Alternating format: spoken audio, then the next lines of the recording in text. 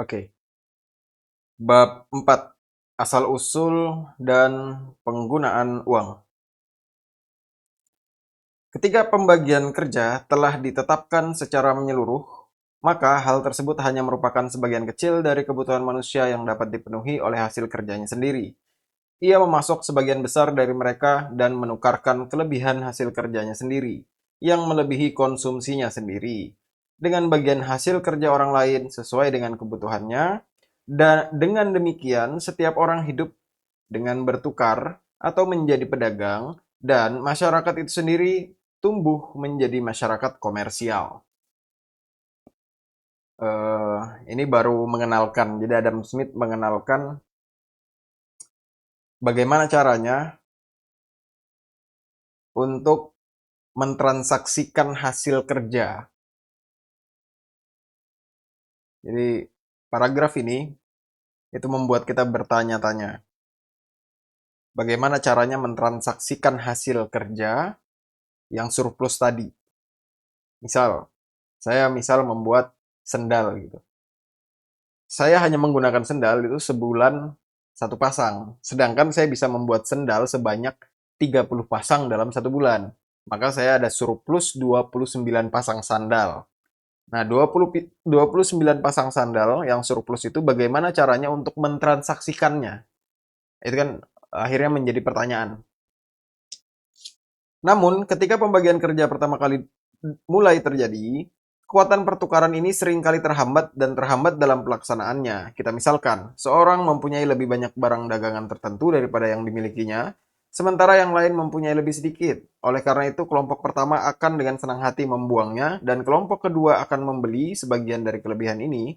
Namun, jika pihak yang terakhir ini kebetulan tidak mempunyai apapun yang dibutuhkan oleh pihak yang pertama, maka tidak ada pertukaran yang dapat dilakukan antar mereka. Tukang daging mempunyai lebih banyak daging di tokonya daripada yang dapat dikonsumsinya sendiri. Dan pembuat bir serta pembuat roti masing-masing bersedia membeli sebagian dari daging tersebut. Tapi mereka tidak punya apa-apa untuk ditawarkan sebagai imbalan, kecuali produksi berbeda dari perdagangan mereka masing-masing, dan tukang daging sudah disediakan semua roti dan bir yang langsung dia beli. Dalam hal ini tidak ada pertukaran yang dapat dilakukan di antara mereka. Dia tidak bisa menjadi pedagang mereka, atau mereka menjadi pelanggannya, dan mereka semua sama-sama kurang berguna satu sama lain. Untuk menghindari ketidaknyamanan dalam situasi seperti itu, setiap orang yang bijaksana di setiap periode masyarakat setelah pembagian kerja pertama kali ditetapkan, tentu saja harus berusaha untuk mengatur urusannya sedemikian rupa sehingga dapat selalu diawasinya. Di samping produk khas dari industrinya sendiri, sejumlah komoditi atau komoditas lain dalam jumlah tertentu seperti yang dia bayangkan. Hanya sedikit orang yang mungkin akan menolaknya sebagai imbalan atas produk dari industri mereka. Ya, ini seperti yang saya terangkan tadi, bagaimana cara menukarkan 29 sandal saya yang surplus dengan barang lain yang saya butuhkan. Misal seperti beras, bagaimana caranya saya menukarkan hasil surplus tadi dengan beras?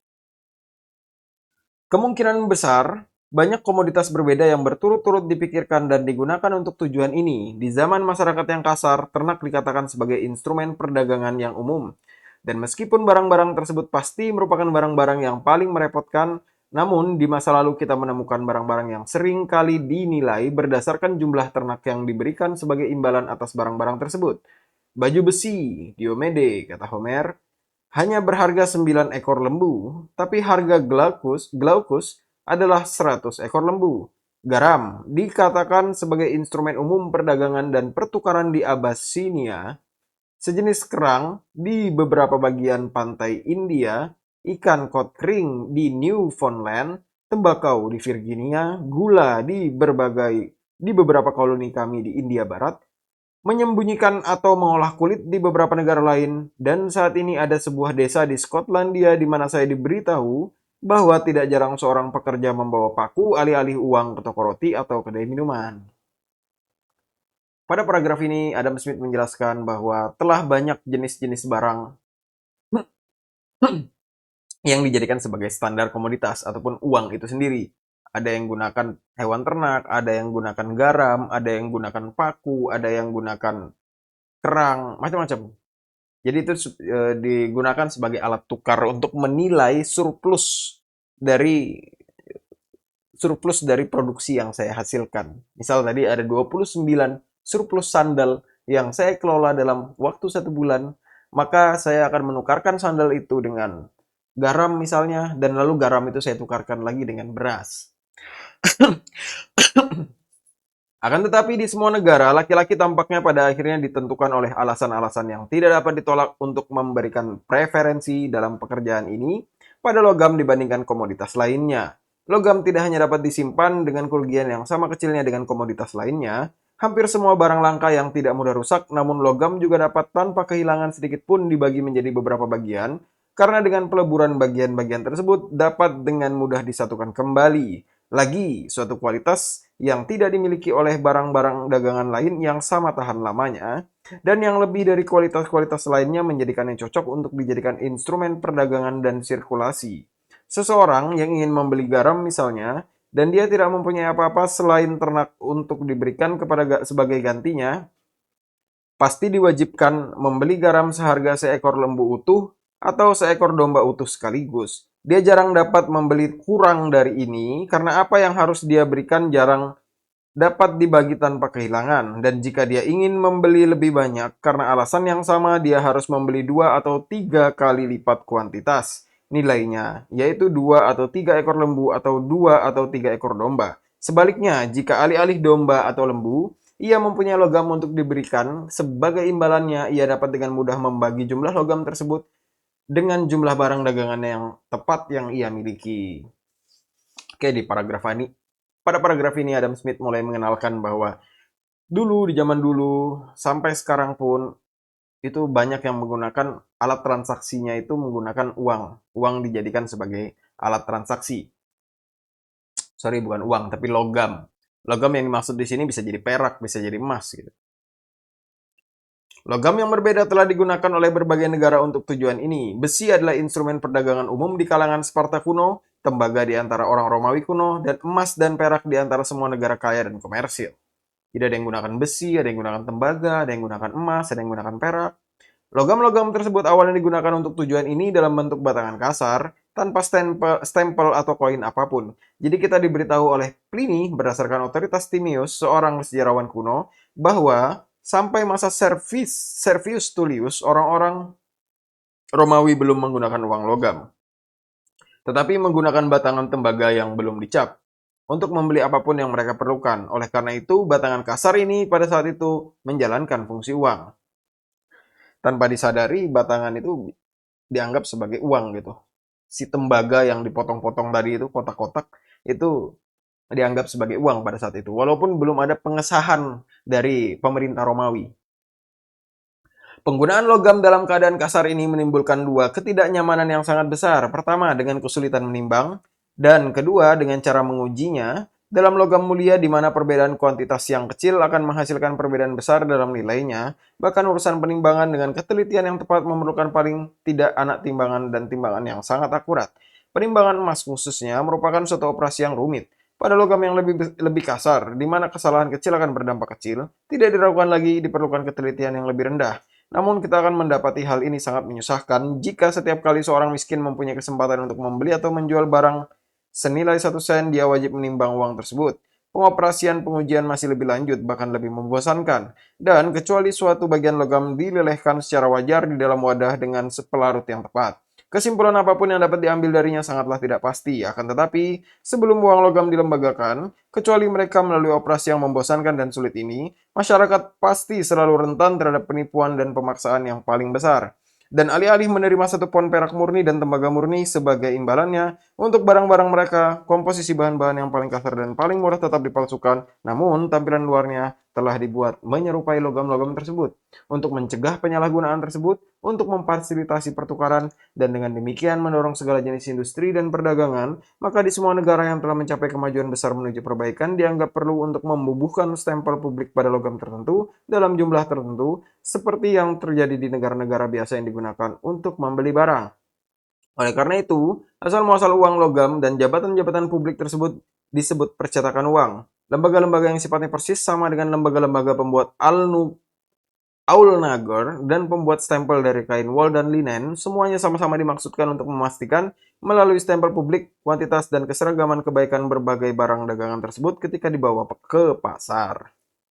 Oke, karena susahnya, masa iya setiap kali kita mau belanja, setiap kali kita mau beli barang atau menjual barang, kita harus bawa timbangan kemana-mana. Masa iya kita bawa emasnya, terus kita bawa timbangannya juga? Nah, setelah itu karena sering terjadi ada penipuan lah, beratnya kurang, atau sebenarnya emasnya nggak murni, atau murni itu cuma bagian luarnya saja, dalamnya itu bukan emas. Itu sering kejadian, maka dibuatlah lembaga-lembaga pencetak uang. Awalnya kan cuma bawa batangan-batangan gitu doang tuh.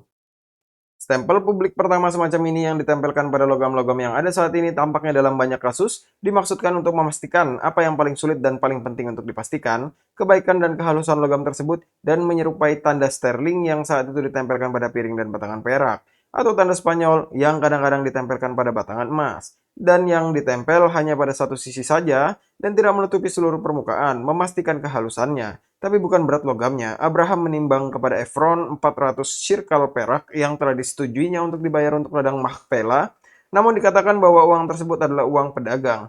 Namun diterima berdasarkan beratnya dan bukan berdasarkan dongeng, seperti halnya emas batangan dan perak batangan saat ini. Konon pendapat raja-raja Saxon kuno di Inggris dibayar bukan dalam bentuk uang melainkan dalam bentuk barang, yaitu dalam bentuk makanan dan segala macam perbekalan. William sang penakluk memperkenalkan kebiasaan membayar mereka dengan uang, akan tetapi uang ini untuk waktu yang lama diterima di bendahara berdasarkan beratnya dan bukan berdasarkan dongeng.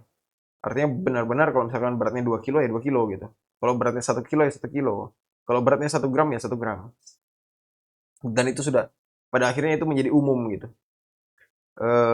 Ini jika terjadi pembayaran antar negara pada akhirnya begitu. Tapi untuk pembayaran individu kan tidak perlu. Jadi untuk pembayaran individu, saya sebagai misal saya pedagang atau baru lalu ada pembeli, saya nggak perlu lagi menimbang emasnya karena sudah ada stempel dari raja. Nah, stempel dari raja itu menunjukkan bahwa emas tersebut sudah ditimbang oleh raja. Emas tersebut juga jika ada yang mengurangi timbangannya, maka dia akan dihukum oleh raja itu juga. Maka nilainya udah dikancing di sana. Ketidaknyamanan dan kesulitan dalam menimbang logam-logam tersebut dengan tepat menyebabkan munculnya koin-koin yang stempelnya yang menutupi seluruh kedua sisi koin dan kadang-kadang juga tepinya.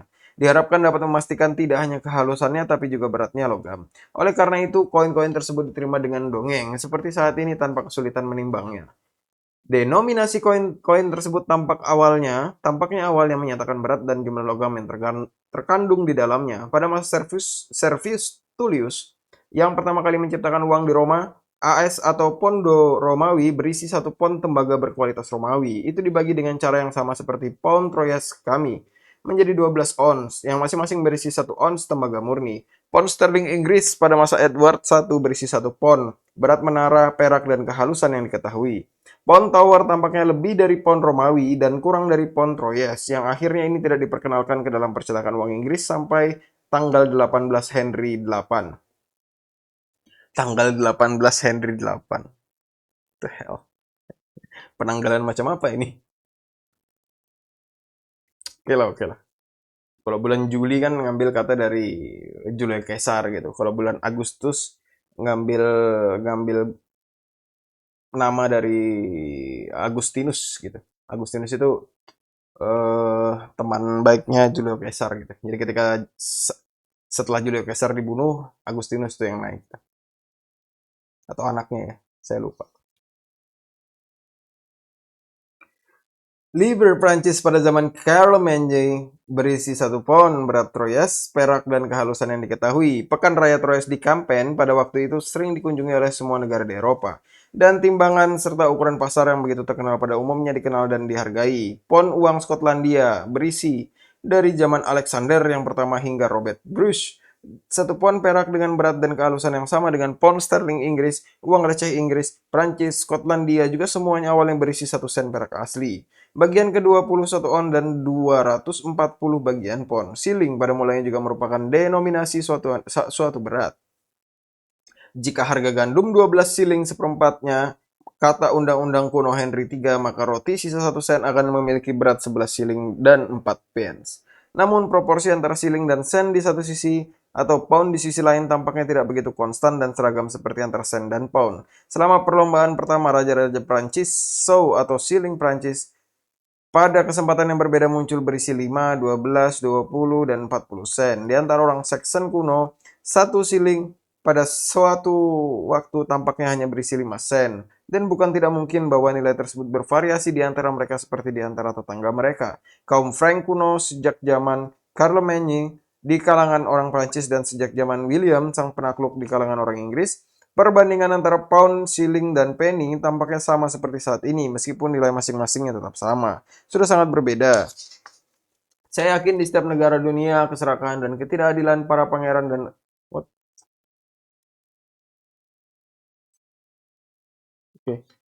Saya yakin di setiap negara di dunia, keserakahan dan ketidakadilan para pangeran dan negara berdaulat yang menyalahgunakan kepercayaan rakyatnya sedikit demi sedikit telah mengurangi jumlah sebenarnya logam yang semula terkandung dalam koin-koin mereka. AS Romawi di masa-masa akhir Republik dikurangi menjadi 24 bagian dari nilai aslinya, dan alih-alih berbobot 1 pon, beratnya hanya setengah ons. Pound dan penny Inggris saat ini hanya berisi sepertiga saja. Orang Skotlandia, pound dan sen sekitar 36, dan pound dan sen Prancis sekitar 66 bagian dari nilai aslinya. Melalui operasi-operasi tersebut, para pangeran dan negara-negara berdaulat yang melaksanakannya tampaknya mampu membayar utang-utang mereka dan memenuhi kewajiban mereka dengan jumlah perak yang lebih sedikit daripada yang seharusnya diperlukan. Itu memang hanya penampakannya saja. Karena para kreditor mereka benar-benar ditipu sebagian dari hak mereka, semua debitur lain di negara bagian tersebut diberikan hak istimewa yang sama dan dapat membayar dengan jumlah nominal yang sama dari koin baru yang sudah rusak. Berapapun yang mereka pinjam di koin lama, oleh karena itu operasi-operasi seperti itu selalu menguntungkan debitur dan merugikan kreditur, dan kadang-kadang menghasilkan revolusi yang lebih besar dan lebih universal dalam nasib orang-orang pribadi dibandingkan jika terjadi bencana publik yang sangat besar. Oke, ini dari kalimat panjang. Saya pun juga ini paragraf panjang. Saya pun juga baru nangkap ketika di akhir ini. Adam Smith mengkritik penggandaan uang. Penggandaan uang yang dimaksud oleh Adam Smith adalah seperti ini. Misalkan ada uang rupiah dan uang sen, biar kita gampang. Jadi ketika ditentukan bahwa 1 rupiah itu nilainya adalah 100 sen. Nah, itu awalnya. Setelah itu nanti berubah. 1 rupiah tuh nggak lagi 100 sen gitu. Misal 1000 sen gitu. Tahu-tahu berubah lagi. Nah, itu yang dikritik Adam Smith. Perubahan-perubahan itu hanya bisa dilakukan oleh para penguasa. Saya kasih gambaran seperti ini. Misalkan uang 100.000 rupiah gitu. 100.000 rupiah itu bernilai sebanyak 4 mangkok bakso. Nah, nanti suatu saat lagi 100.000 rupiah ini akan bernilai 2 mangkok bakso. Maka akan kehilangan nilainya sebanyak setengah, sebanyak 50%. Tapi tetap kita menggunakan 100.000 rupiah sebagai acuannya. Padahal nilainya tidak sebenarnya seperti itu. Nah, ini terjadi sekarang juga. Itu dibilangnya inflasi. Padahal Adam Smith mengkritik itu gitu. Orang-orang bilang inflasi itu wajar gitu. Adam Smith mengkritik itu. Itu pun juga terjadi bahkan dengan uang logam pun sekalipun itu terjadi juga gitu. Sebenarnya tidak inflasi tapi manipulasi yang dilakukan oleh penguasa, raja-raja zaman dulu. Jadi raja-raja itu menilai uangnya, misal dia sudah menentukan bahwa ini 100.000. Ini adalah kepingan emas 100.000. Kepingan emasnya itu dipotong dan tetap dihargai 100.000. Nah, potongan kecilnya ini diambil buat bikin kepingan baru. Ini loh yang dimaksud. Jika itu dikatakan inflasi, enggak, sebenarnya ini manipulasi. Ini adalah pencurian yang dilakukan. Nah, ini kan biasa terjadi, dilakukan oleh raja untuk membayar hutang. Jadi dia hutang untuk misalnya perang, untuk negara atau apapun itu, lalu dia melakukan ini ketika pembayaran. Pas dia dipinjamin uang, dia diberikan uang utuh. Ketika dia bayar, uangnya dipotong. Nah, Adam Smith mengatakan, Hal seperti itu tidak hanya merugikan si yang punya uang, yang meminjamkan uang, tapi akan merugikan ekonomi secara keseluruhan. Ini tadi ini daripada bencana publik, hal yang seperti ini lebih parah gitu loh. Itu lebih besar daripada misal tsunami, itu lebih lebih berbahaya daripada sekedar ada tsunami lah atau gempa bumi gitu. Bagi Adam Smith seperti itu. Tapi kalau yang sekarang yang digunakan kan konsep Keynesian. Coba nanti saya pelajari lebih mendalam lagi konsep tentang mata uang itu gimana sih? Itu dapatnya dari siapa gitu dan bagaimana itu dikembangkan. Di luar dari teori konspirasi di belakangnya karena memang teori konspirasi saya kira menarik namun eh itu kayak logika-logikaan gitu loh. Jadi nggak ketemu banget logikanya. Kurang memuaskan hasrat pemikiran. Dengan cara inilah uang telah menjadi instrumen perdagangan universal di semua negara yang beradab melalui intervensi di mana segala jenis barang diperjualbelikan atau dipertukarkan satu sama lain. Aturan-aturan apa yang secara ilmiah dipatuhi manusia dalam menukarkannya dengan uang atau dengan barang lain? Sekarang saya akan melanjutkan untuk memeriksanya. Aturan-aturan ini menentukan apa yang dilihat, apa yang disebut nilai relatif atau nilai tukar suatu barang. Kata nilai, jika dicermati, mempunyai dua arti yang berbeda dan kadang-kadang mengungkapkan kegunaan suatu benda tertentu, dan kadang-kadang kekuatan untuk membeli barang-barang lain yang dimiliki oleh kepemilikan benda itu. Yang satu bisa disebut nilai pakai, yang lain disebut nilai tukar. Barang-barang yang mempunyai nilai guna paling besar seringkali mempunyai nilai tukar yang kecil, atau bahkan tidak ada sama sekali, dan sebaliknya, barang-barang yang memiliki nilai tukar terbesar seringkali memiliki nilai pakai yang kecil atau bahkan tidak ada sama sekali. Tidak ada yang lebih berguna daripada air, tetapi air dapat membeli apapun yang langka. Langka apapun yang bisa diperoleh sebagai imbalannya. Sebaliknya, berlian hampir tidak mempunyai nilai guna, tetapi barang-barang lain dalam jumlah yang sangat besar seringkali dapat diperoleh sebagai imbalannya. Untuk menyelidiki prinsip-prinsip yang mengatur nilai tukar barang dagangan, saya akan berusaha menunjukkan. Pertama, apa ukuran sebenarnya dari nilai tukar ini? Atau di mana terdiri dari harga real semua barang dagangan. Kedua, bagian-bagian apa saja yang menyusun atau membentuk harga real ini. Dan yang terakhir, keadaan-keadaan apa saja yang kadang-kadang menaikkan sebagian atau seluruh bagian harga tersebut di atas dan kadang-kadang menurunkannya di bawah tingkat harga alaminya atau sebab-sebab apa yang kadang-kadang menghalangi harga pasar yaitu harga barang dagangan yang sebenarnya agar tidak tepat sesuai dengan apa yang disebut sebagai harga alaminya. Oke, ini ada tiga pertanyaan mendasar. Tiga pertanyaan mendasar dari Adam Smith mengenai tadinya kan kita berbicara tentang alat tukar, tentang uang.